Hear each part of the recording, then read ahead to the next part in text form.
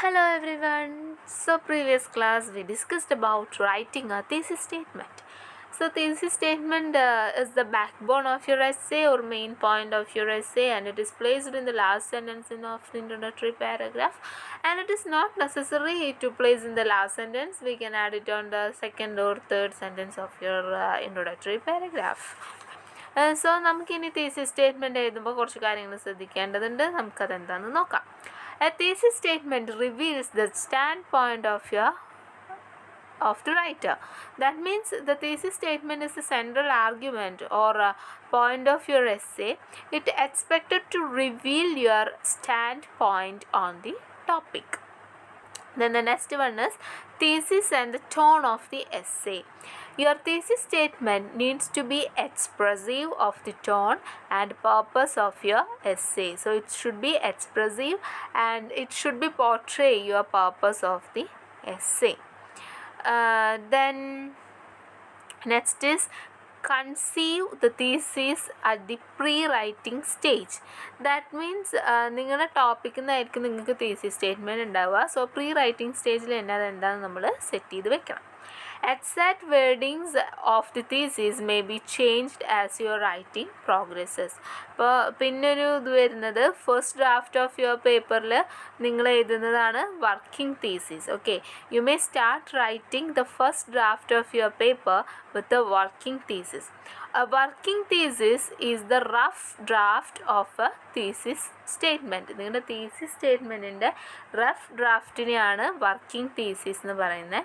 Which can be modified to suit your purpose and audience as you progress preparing your paper. So working thesis may be some keywords revolving around your focal points in the essay. Then next is avoid being dogmatic and categorical.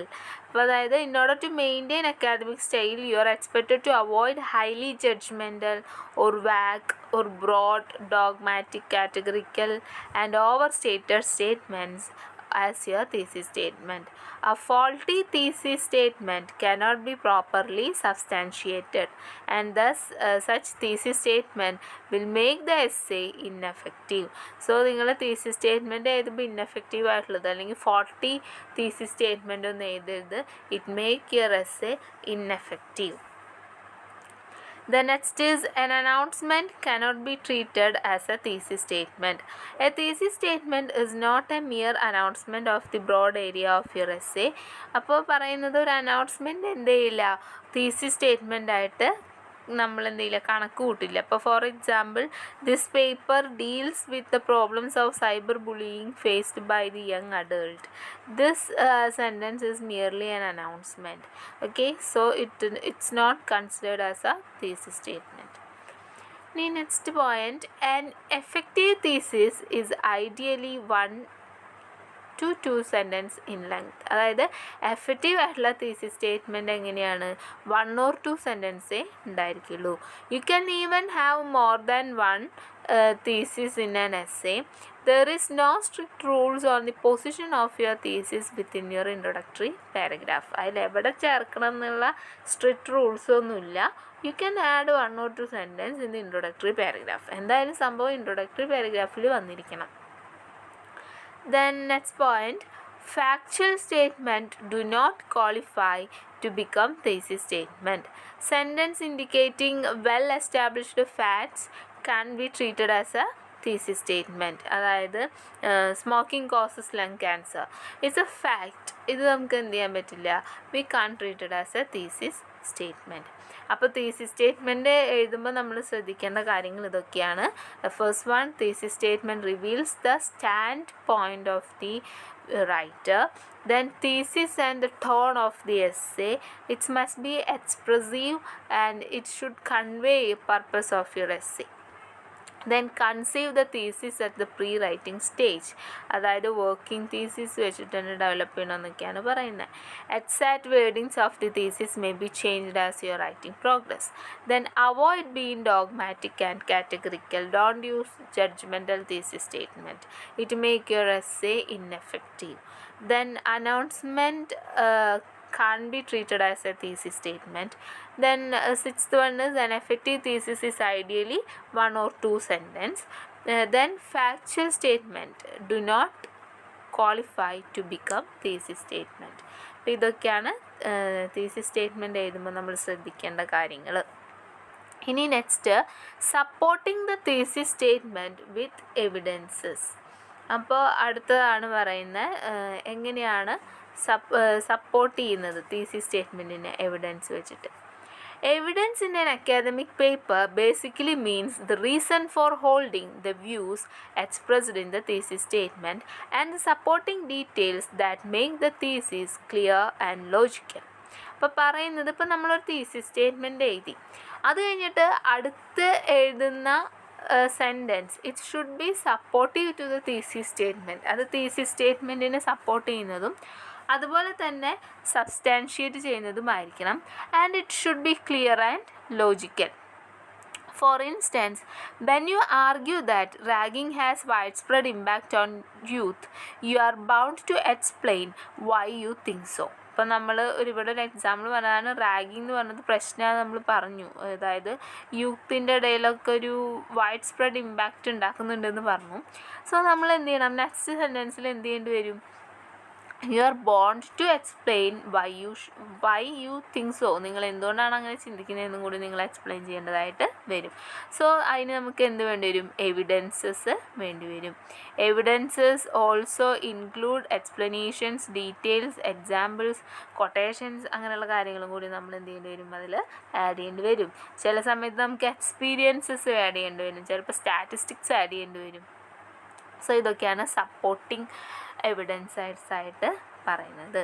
അപ്പോൾ എവിഡൻസസിൽ എന്തൊക്കെയാണ് വരിക, എവിഡൻസിൽ include ചെയ്യുന്നത് explanations, details, examples, quotations from sources, opinions from experts, facts, statistics, illustrations, recounting of experiences, and personal observations.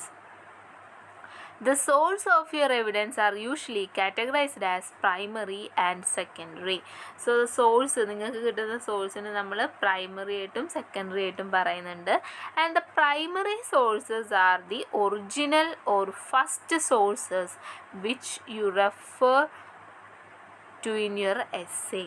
അപ്പോൾ primary sources എന്ന് പറയുന്നത് original അല്ലെങ്കിൽ first സോഴ്സസിനെയാണ് primary source എന്ന് പറയുന്നത്. അതാണ് നമ്മൾ എസ്സേയിൽ റെഫർ ചെയ്യുന്നത്. If your essay is on A scientific experiment you have conducted the outcome of your experiment can be considered primary evidences. ഒരു സയൻറ്റിഫിക് എക്സ്പെരിമെൻ്റ് ആണെങ്കിൽ ആ എക്സ്പെരിമെൻറ്റിൽ നിന്ന് കിട്ടുന്ന ഔട്ട്കം ആയിരിക്കും നിങ്ങളുടെ പ്രൈമറി എവിഡൻസസ് ആയിട്ട് പറയുന്നത്. ഇപ്പോൾ നമ്മളൊരു നോവൽ എടുക്കുകയാണെങ്കിൽ ആ നോവലായിരിക്കും അതിൻ്റെ textual evidences. Okay, the novel is treated as primary source and evidence drawn from the text of your study are called textual evidences. Novel എടുത്തു കഴിഞ്ഞാൽ നോവല് പ്രൈമറി എവിഡൻസസും അതിൽ നിന്ന് കിട്ടുന്ന നമുക്കതിനെക്കുറിച്ചിട്ടുള്ള സ്റ്റഡി ചെയ്യുന്ന വേറെ ബുക്സൊക്കെ കിട്ടും, അതിനെ നമ്മൾ ടെക്സ്റ്റുവൽ എവിഡൻസ് എന്നും കൂടി പറയുന്നുണ്ട്. In order to present your thesis in a convincing manner, you may require ample evidence to support thesis statement. അപ്പോൾ നിങ്ങൾക്ക് നിങ്ങളുടെ തീസിസ് പക്കയാണെന്ന് തെളിയിക്കണമെങ്കിൽ നിങ്ങൾക്ക് എന്ത് വേണം, അതിനുള്ള എവിഡൻസസ് വേണ്ടി വരും. അപ്പോൾ കുറച്ച് സെക്കൻഡറി സോഴ്സസിൻ്റെ മെറ്റീരിയൽസിൻ്റെ എക്സാമ്പിൾ നിങ്ങളുടെ ടെക്സ്റ്റ് ബുക്കിൽ കൊടുത്തിട്ടുണ്ട്, നമുക്ക് നോക്കാം. Scholarly journals, books, then scholarly essays, interviews, reviews published in journals, then reported prepared by trustworthy persons, official websites, then conference proceedings, then dissertation and projects works from university libraries, videos of lectures delivered by academies, social media. ഇതൊക്കെയാണ് നമ്മൾ പറയുന്ന secondary materials. ഇനി ഇതിൽ തന്നെ നമുക്ക് എന്താണ് authentic materials, ചിലത് authentic ആയിരിക്കാം, ചിലത് ഇറ്റ്സ് നോട്ട് ഒതൻറ്റിക് എന്നും പറയാം. നമുക്കത് ഉറപ്പില്ലാത്ത കാര്യങ്ങളാണ്. അതാണ് നമുക്ക് സോഷ്യൽ മീഡിയയിൽ നിന്നൊക്കെ കിട്ടുക. നമുക്ക് ഉറപ്പില്ല അത് ഒതൻറ്റിക് ആണോ ഇല്ലെന്ന്, എന്നാലും നമ്മൾ എന്ത് ചെയ്യുന്നു, നമ്മൾ എവിഡൻസസിൻ്റെ കൂട്ടത്തിൽ ക്ലെയിം ചെയ്യാനായിട്ട് വയ്ക്കുന്നു. Then commercial websites, personal websites, ആ പേഴ്സണൽ കാര്യങ്ങൾ മറ്റൊരാൾ പേഴ്സണലി ചിലപ്പോൾ ഉണ്ടാക്കി എഴുതിയതായിരിക്കും, നമുക്ക് പറയാൻ പറ്റില്ല. Then editable sources of information on internet like Wikipedia, then amateur videos, opinionated articles, blogs, tweets, അതിനൊക്കെ നമുക്ക് എന്ത് ചെയ്യാം, മെറ്റീരിയൽസിൽ എടുക്കാം. അപ്പോൾ ഇത്രയും കാര്യങ്ങളാണ് നമ്മൾ തീസിസ് സ്റ്റേറ്റ്മെൻറ്റിൽ ശ്രദ്ധിക്കേണ്ടത്. അപ്പോൾ നമ്മൾ പ്രൈമറി സോഴ്സസ് പറഞ്ഞു, പിന്നെ ടെക്സ്റ്റുവൽ എവിഡൻസസ് പറഞ്ഞു, സെക്കൻഡറി സോഴ്സസും പറഞ്ഞു. ഇനി അടുത്തത് ഒരു എസ്സേയുടെ പാരഗ്രാഫുകളെ കുറിച്ച് നമ്മൾ മുന്നേ ഡിസ്കസ് ചെയ്തിരുന്നു. അതായത് introductory paragraph, body paragraph, concluding paragraph എന്നുള്ളതായിരുന്നു. ഇനി അതിൻ്റെ ഡീറ്റെയിൽ ആയിട്ടുള്ള കാര്യങ്ങളാണ് പറയുന്നത്. അപ്പോൾ റൈറ്റിംഗ് ഇൻട്രൊഡക്ടറി പാരഗ്രാഫ്, ഇപ്പോൾ ഇൻട്രൊഡക്ടറി പാരഗ്രാഫ് എങ്ങനെയായിരിക്കണം എന്നാണ് പറയുന്നത്. So introductory paragraph is the first paragraph of your essay. So it should be എന്താണ്, attention grabber. Okay, introduction aims at grabbing the attention of your reader and makes a few statements on the background and main ideas and outline of your essay. അപ്പോൾ introduction പാരഗ്രാഫിൻ്റെ പ്രത്യേകതകൾ എന്തൊക്കെ വേണമെന്ന് ഇനി points ആയിട്ട് text ബുക്കിൽ പറഞ്ഞിട്ടുണ്ട്. Invites the attention of the reader, then it gives vital background information, then presents the thesis statement and provide outline statement. അപ്പോൾ നമുക്ക് എന്തൊക്കെയാണ് വേണ്ടത്? It should be attentive, attention പിടിച്ചു പറ്റുന്നതായിരിക്കണം. Then any necessary or background information അതിൽ കൊടുത്തിരിക്കണം. Then നിങ്ങളുടെ thesis statement ഉണ്ടായിരിക്കണം. ദെൻ എസ്സേനെ കുറിച്ചിട്ട് ഒരു ഔട്ട്ലൈനും കൂടി ഉണ്ടായിരിക്കണം. ദെൻ തീസിസ് സ്റ്റേറ്റ്മെൻറ്റ് ഉണ്ടാക്കി കഴിഞ്ഞാൽ അടുത്ത ഡ്യൂട്ടി എന്ന് പറയുന്നത് നമുക്ക് introduction തയ്യാറാക്കലാണ്. The first sentence in the above examples are served as background statement, second as thesis statement and third as outline statement. അപ്പോൾ നമ്മുടെ ടെക്സ്റ്റ് ബുക്കിൽ ഒരു എക്സാമ്പിൾ കൊടുത്തിട്ടുണ്ട്. Because of inadequate soft skills and employability skills എന്ന് പറഞ്ഞിട്ടാണ് ആ paragraph start ചെയ്യുന്നത്. അപ്പോൾ അതിൻ്റെ ഫസ്റ്റിൽ ബാക്ക്ഗ്രൗണ്ട് ഇൻഫർമേഷനും ദെൻ സെക്കൻഡിൽ തീസിസ് സ്റ്റേറ്റ്മെൻറ്റും തേർഡിൽ ഔട്ട്ലൈനും വന്നിട്ടുണ്ട്. സോ നിങ്ങളത് ജസ്റ്റ് ഒന്ന് ചെക്ക് ചെയ്യാം. അപ്പം അതിൽ എങ്ങനെയാണ് ഒരു ഇൻട്രൊഡക്ടറി പാരഗ്രാഫ് എഴുതേണ്ടത് എന്നുള്ളതിൻ്റെ എക്സാമ്പിളാണ് നിങ്ങൾക്ക് ടെക്സ്റ്റിൽ കാണിച്ചു തന്നിരിക്കുന്നത്. So it should B attention grabber, background information ഉണ്ടായിരിക്കണം, തീസിസ് സ്റ്റേറ്റ്മെൻറ്റ് ഉണ്ടാക്കണം, അതുപോലെ തന്നെ ഈ എസ്സേയുടെ ഒരു ഔട്ട്ലൈനും അതിൽ വന്നിരിക്കണം. ഇനി next is writing body paragraph. Body paragraph എങ്ങനെയാണ് എഴുതുക എന്നാണ് അടുത്തത്. ഇനി body paragraph is the second paragraph your essay. So paragraph in academic vocabulary refers to body paragraphs or main paragraph of an essay. ഇപ്പോൾ എസ്സേയിലെ main paragraph or body paragraph എന്നാണ് ഈ രണ്ടാമത്തെ പാരഗ്രാഫിനെ വിളിക്കുന്നത്.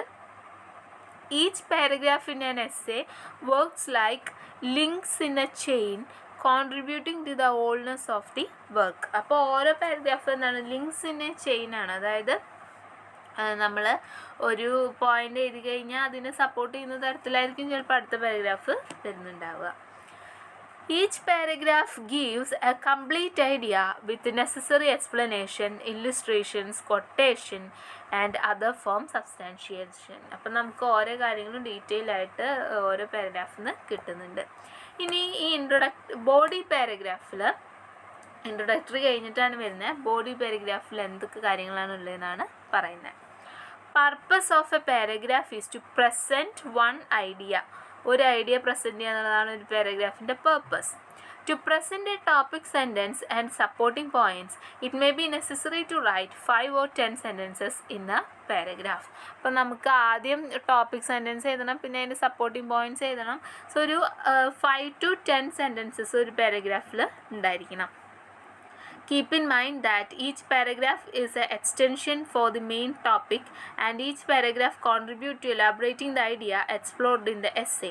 Therefore, body paragraph is not to be used to present ideas unrelated to the main topic of the essay. അതായത് നിങ്ങൾ ഒരിക്കലും ടോപ്പിക്കിൽ നിന്ന് ഡൈവേർട്ടഡ് ആയി പോകരുത്. നിങ്ങൾ ടോപ്പിക്കിനെ കുറിച്ചിട്ടും സബ് ടോപ്പിക്കിനെ കുറിച്ചിട്ടും എക്സ്പ്ലെയിൻ ചെയ്യുന്നതായിരിക്കണം നിങ്ങളുടെ body paragraph. It is better to write initial rough draft, നിങ്ങൾ റഫ് ഡ്രാഫ്റ്റ് എഴുതിയിട്ട് പിന്നെ ഫെയർ ആക്കുന്നതായിരിക്കും നല്ലത്. This will help you avoid wasting more time on thinking. അപ്പോൾ നിങ്ങളുടെ തിങ്കിങ്ങിന് ടൈം പോവാതിരിക്കാൻ ഇത് സഹായിക്കും. Next point, the topic should not be too narrow or too broad.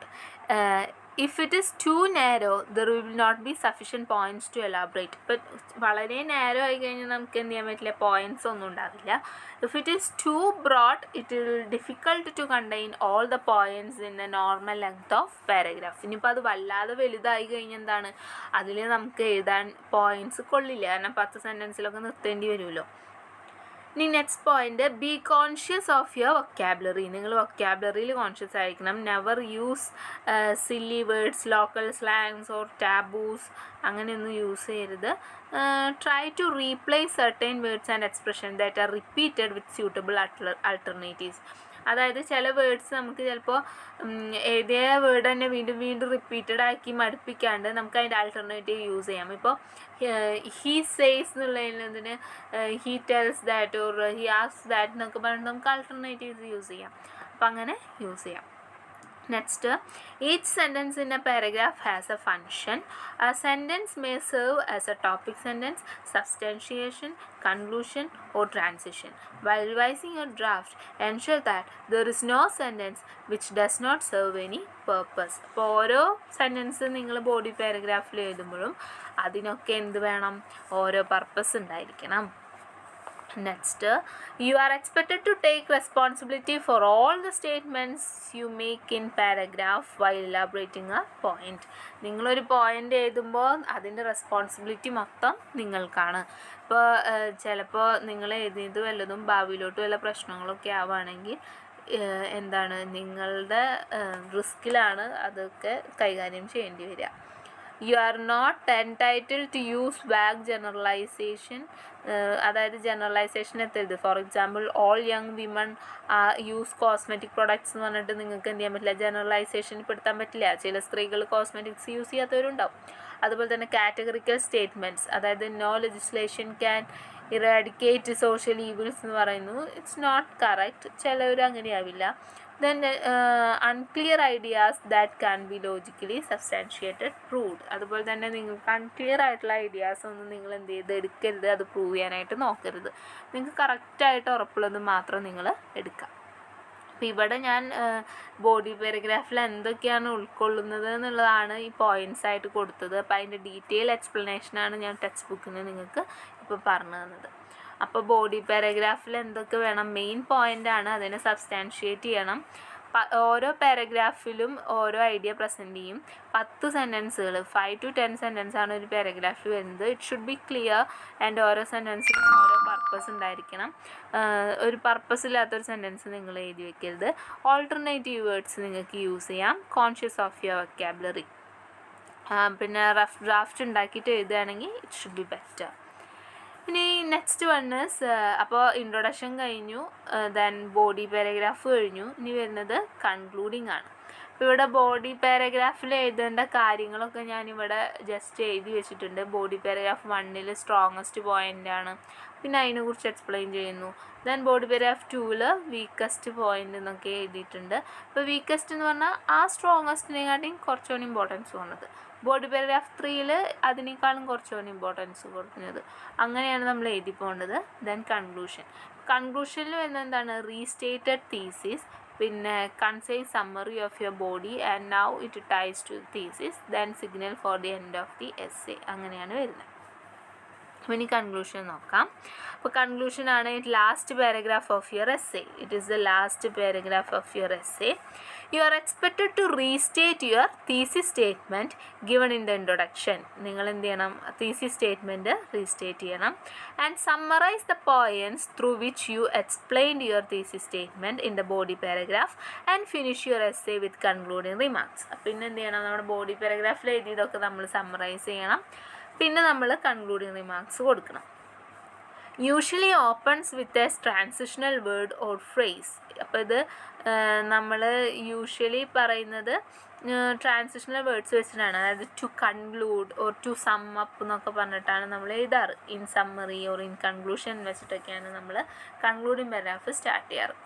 Returns to the main points of essay by restating or rephrasing the thesis statement. പിന്നെ അത് കഴിഞ്ഞിട്ട് thesis statement പറഞ്ഞിട്ട് നമ്മളെ മെയിൻ പോയിന്റ്സ് ഒന്നുകൂടി നമ്മൾ എടുത്ത് പറയേണ്ടിയിരിക്കുന്നു.